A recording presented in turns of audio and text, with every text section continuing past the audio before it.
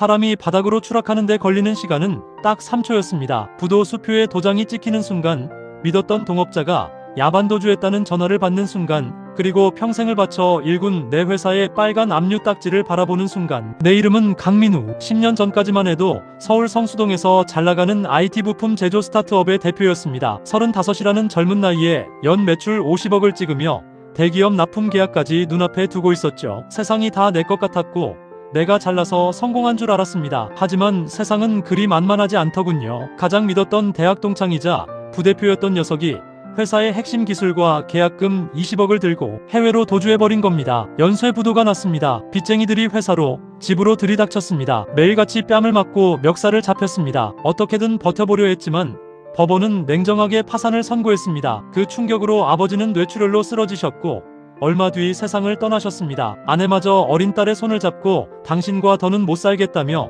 이혼 서류를 던지고 떠났습니다. 돈, 명예, 가족, 그리고 인간으로서의 존엄성까지 모든 것이 단 며칠 만에 연기처럼 사라졌습니다. 내 손에 남은 건 소주 한 병을 살 수 있는 꼬깃꼬깃한 5,000원짜리 한 장과 온몸을 짓누르는 수십억의 빚더미뿐이었습니다. 정신을 차려보니 난 서울역 대합실 차가운 시멘트 바닥에 주저앉아 있었습니다. 내가 노숙자가 된 첫날이었습니다. 서울역의 공기는 지독했습니다. 찌릿내, 땀내, 그리고 절망이 뒤섞인 냄새. 그 속에서 나는 나 자신이 낯설어 미칠 것 같았습니다. 어제까지만 해도 고급 세단을 타고 호텔 식당을 드나들던 내가 때국물 흐르는 패딩을 입고 컵라면 하나를 얻기 위해 줄을 서고 있었습니다. 야, 신참, 저리 꺼져. 거긴 내 자리야. 앞니가 몇 개 빠진 늙은 노숙자가 내 덜덜 떨리는 어깨를 밀쳤습니다. 대꾸할 힘도 없어 역사구석.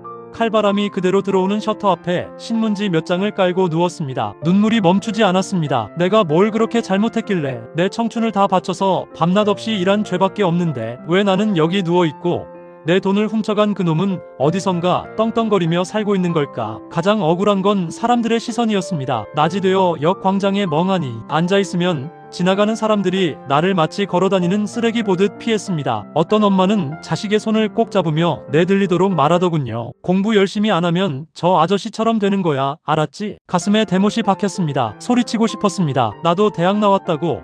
나도 번듯한 회사 사장이었다고. 나도 당신들처럼 세금 꼬박꼬박 내며 살던 건실한 시민이었다고 외치고 싶었지만 목구멍에서 걸려 나오지 않았습니다. 씻지 못해 떡진 머리와 때가 꼬저재한 손을 보며 깨달았습니다. 이곳에서 내 과거는 아무런 힘이 없다는 걸요. 나는 그저 사회가 격리하고 싶어하는 불쾌한 낙오자일 뿐이었습니다. 노숙 생활이 3개월째 접어들 무렵 내 안의 억울함은 지독한 분노로 변했습니다. 세상을 향한 분노, 나를 배신한 동업자에 대한 분노, 그리고 무엇보다 이 상황을 이겨내지 못하는 무능한 나 자신에 대한 분노였습니다. 어느 겨울날이었습니다. 영하 15도까지 떨어진 날씨에 온몸이 얼어붙어 감각이 없었습니다. 이대로 있다간 정말 얼어 죽겠다 싶어 근처 지하철역 상가 화장실로 들어가 라디에이터 옆에 잠시 몸을 댔습니다. 그때 상가 관리인으로 보이는 중년 남자가 문을 쾅 열고 들어왔습니다. 아이씨, 또 노숙자 새끼가 들어와서 냄새 피우네. 당장 안 나가. 죄송합니다. 너무 추워서 5분만 온기 좀 쬐고 가겠습니다. 내 처절한 애원에도 그는 눈 하나 깜짝하지 않았습니다. 오히려 화장실 청소용 대걸레를 들고 와 내 발등을 툭툭 치며 욕설을 퍼부었습니다. 더러운 새끼가 어딜 기어들어와. 니들 같은 인간 말종들 때문에 손님들이 민원 넣잖아. 당장 꺼져. 그 순간 내 안에서 뭔가가 툭 끊어지는 기분이 들었습니다. 분노가 머리끝까지 치밀어 올랐습니다. 내가 왜 이런 인간 같지도 않은 놈한테 새끼 소리를 들어야 하지? 내가 왜 쓰레기 취급을 받아야 하지? 멱살이라도 잡고 싸우고 싶었지만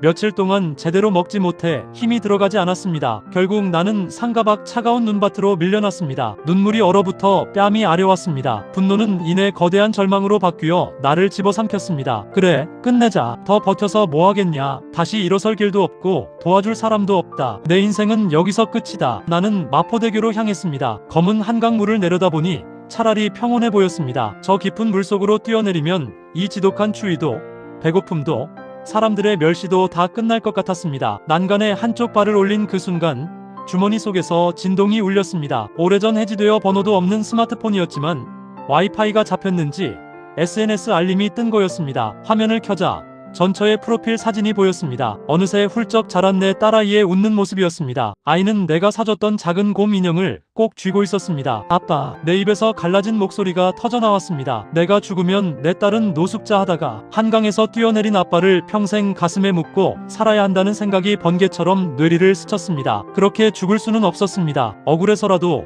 내 딸에게 부끄럽지 않기 위해서라도 이렇게 허무하게 갈 수는 없었습니다. 나는 난간에서 내려와 바닥에 엎드려 통곡했습니다. 그리고 다짐했습니다. 살자. 어떻게든 살아서 보여주자. 그날 이후 내 삶의 태도가 바뀌었습니다. 국어를 멈췄습니다. 대신 무료 급식소에서 일을 도우며 밥을 얻어먹었고 새벽 인력 시장에 나가 막노동을 시작했습니다. 노숙자라는 이유로 허드렛일밖에 주어지지 않았고 일당도 떼이기 일쑤였지만 악착같이 버텼을 뿐입니다. 그렇게 낮에는 막노동을 하고 밤에는 남들이 버린 책과 잡지를 읽었습니다. IT 업계의 트렌드는 빠르게 변하고 있었기에 감을 잃지 않으려고 공공도서관 구석에서 매일같이 기술 동향을 노트에 적었습니다. 그러던 어느 날 내가 일하던 철거 현장 쓰레기 더미에서 누군가 버린 구형 노트북 한 대를 발견했습니다. 액정은 깨지고 먼지가 가득했지만 부품을 닫고 조여보니 기적적으로 전원이 켜졌습니다. 고시원 단칸방을 겨우 얻어 들어간 뒤 나는 그 고물 노트북으로 밤마다 코딩을 시작했습니다. 내가 가장 잘 아는 분야, 바로 제조가공 공정의 효율을 극대화하는 소프트웨어였습니다. 과거 내 회사를 망하게 했던 그 기술을 기반으로 단점을 보완하고 인공지능 알고리즘을 접목한 완전히 새로운 프로그램을 개발하기 시작한 겁니다. 먹는 시간, 자는 시간을 아꼈습니다. 고시원 총무가 방에서 귀신 소리가 난다고 할 정도로 밤새 키보드를 두드렸습니다. 영양실조로 이가 흔들리고 코피를 쏟으면서도 멈추지 않았습니다. 내게는 이것이 마지막 밧줄이었으니까요. 3년 뒤 드디어 프로그램이 완성되었습니다. 나는 이 프로그램을 들고 무작정 중소기업들을 찾아다녔습니다. 당연히 잡상인 취급을 받으며 쫓겨나기 일쑤였습니다. 하지만 포기하지 않고 한 지방의 작은 자동차 부품 공장 사장님을 설득해 무료로 테스트를 진행했습니다. 결과는 대성공이었습니다. 그 공장의 불량률이 기존 대비 무려 40%나 감소한 겁니다. 입소문은 순식간에 퍼졌습니다. 여기저기서 계약 문의가 들어왔고 투자자들이 찾아왔습니다. 10년 전 내 회사를 집어삼켰던 어둠을 뚫고 마침내 내 인생에 다시 빛이 들어오기 시작한 순간이었습니다. 시간은 흘러 내가 노숙자가 된 지 정확히 10년이 지난 2026년 나는 직원 150명을 둔 견실한 소프트웨어 기업의 회장으로 당당히 재기에 성공했습니다. 과거의 빚은 이자를 포함해 전액 탕감했고 내 명예도 완전히 회복했습니다. 그러던 어느 날 새로 들어올 청소, 외주업체의 면접 서류를 검토하던 중 내 심장이 쿵쾅거리기 시작했습니다. 사진 속 남자의 얼굴, 낯이 익었습니다. 아주 많이 익은 얼굴이었습니다. 그는 바로 10년 전 추운 겨울날 화장실에서 나를 대걸레로 때리며 더러운 노숙자 새끼라고 욕하고 눈밭으로 쫓아냈던 상가관리인이었습니다. 세월이 흘러 그도 나이를 먹고 직장을 잃었는지 우리 회사 청소 용역의 현장 조작 면접을 보러 온 것이었습니다. 면접날 나는 회장실 상사석에 깊숙이 앉아 그를 맞이했습니다. 고급 맞춤 정장을 입고 롤렉스 시계를 찬 내 모습을 그는 감히 쳐다보지도 못한 채 허리를 90도로 숙였습니다. 아이고 회장님 안녕하십니까? 이번에 새로 들어오게 된 김씨라고 합니다. 열심히 하겠습니다. 나는 천천히 찻잔을 내려놓으며 나지막하게 말했습니다. 김 조장님 저 기억 안 나십니까? 예.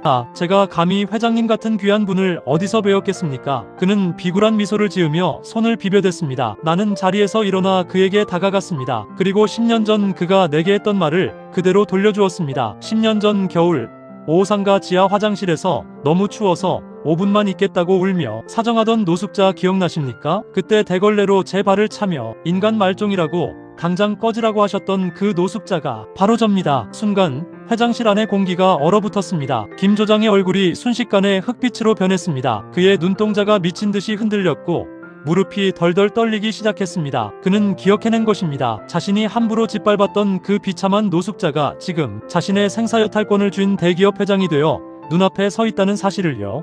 회장님, 그때는 제가 정말 죽을 죄를 지었습니다. 제발 살려주십시오. 저 지금 집안 형편이 어려워서 이 일자리 없으면 길거리에 나앉아야 합니다. 제발. 그는 바닥에 털썩 무릎을 꿇고 눈물을 흘리며 빌었습니다. 10년 전 내가 그에게 빌었던 모습과 완벽하게 대칭되는 순간이었습니다. 가슴속 깊은 곳에서 10년간 묵어있던 거대한 응어리가 씻겨 내려가는 듯한 강렬한 카타르시스가 느껴졌습니다. 내가 마음만 먹으면 그를 손가락 하나로 업계에서 매장할 수도 있었습니다. 하지만 나는 그를 내려다보며 차분하게 말했습니다. 일어나세요. 자르지 않습니다. 계약대로 우리 회사 청소 맡으세요. 예, 정말이십니까? 그가 믿기지 않는다는 듯 나를 바라보았습니다. 내가 그에게 말했습니다. 내가 당신에게 복수하는 방법은 똑같이 괴물처럼 짓밟아주는 게 아닙니다. 당신이 무시했던 노숙자가 당신보다 훨씬 더 인간다운 사람이 되었다는 걸 똑똑히 보여주는 게 내 복수입니다. 나가서 열심히 일하세요. 단 앞으로 살면서 누구를 만나든 그 사람이 입은 옷과 처지만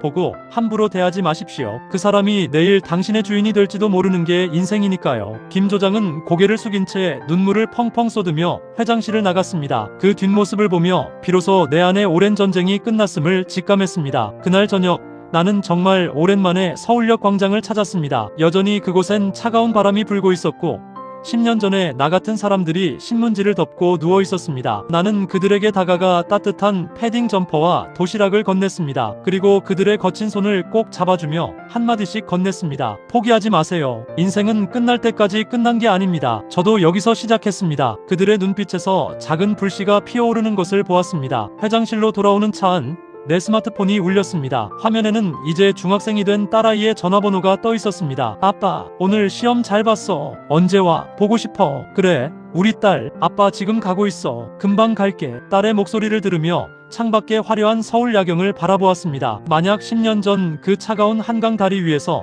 내가 모든 걸 포기했더라면 오늘 같은 기적은 존재하지 않았을 겁니다. 인생은 참으로 묘합니다. 가장 깊은 어둠 속에 있을 때 우리는 비로소 별이 어디서 뜨는지 알 수 있게 되니까요. 지금 혹시 인생의 가장 어두운 터널을 지나고 계신가요? 기억하세요. 당신이 포기하지 않는 한 신은 반드시 반전의 기회를 준비해둡니다. 그 고통의 시간은 당신을 무너뜨리기 위함이 아니라 더 단단한 기적을 만들기 위한 밑거름일 뿐입니다. 내 인생이 바로 그 증거입니다.